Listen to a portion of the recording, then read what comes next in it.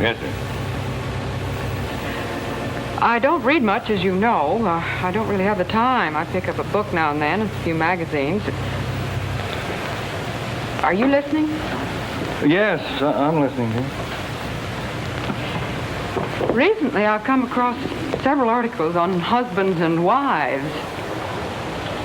Chris, are you listening to me? Yes, I'm listening, Nancy. I'm beginning to think that what they say is true.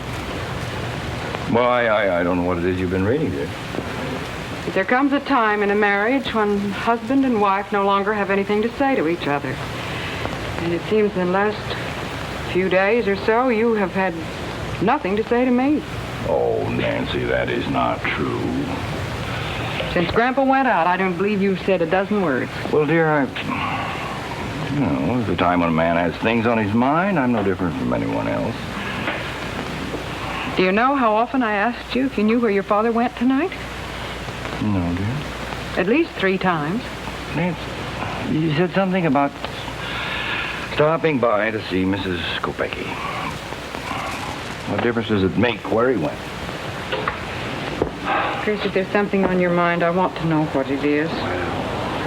Look, Nancy, Tell me, Chris. All right, dear, I will. Don and Jan and Debbie left for Texas today.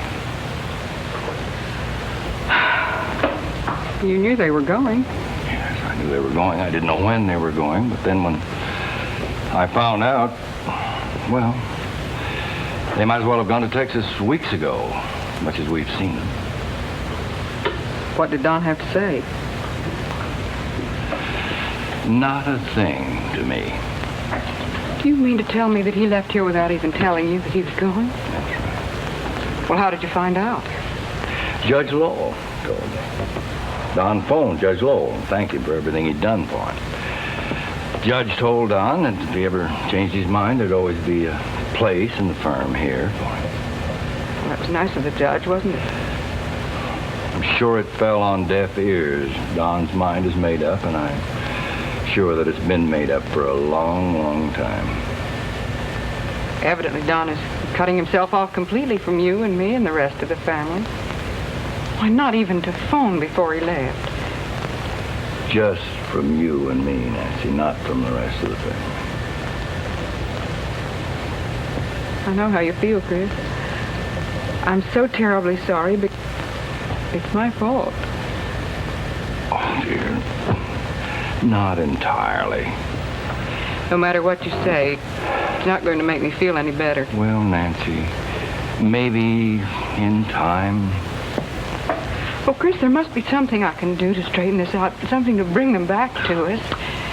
Don't know what it'd be. Maybe I could write to them. No, I don't think that would do any good, dear. No, I don't suppose so. Maybe there is a way to reach Janice. What do you mean? Through her girls. What's on your mind?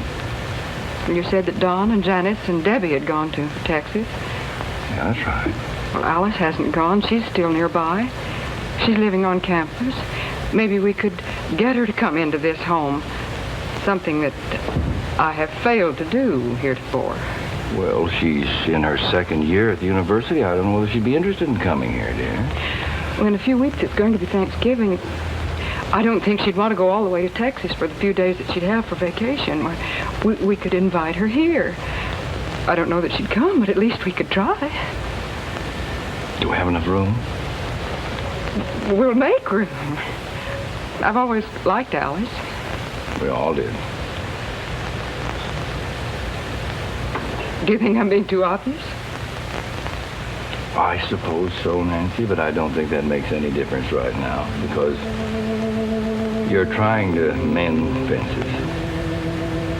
I'd like another chance with Don and Janice, and I'd like another chance for... Well, never mind. Nancy, obvious or not obvious, you just go ahead and ask Alice here for Thanksgiving. Do you really think it would be all right, Chris? Darling, all any of us can do is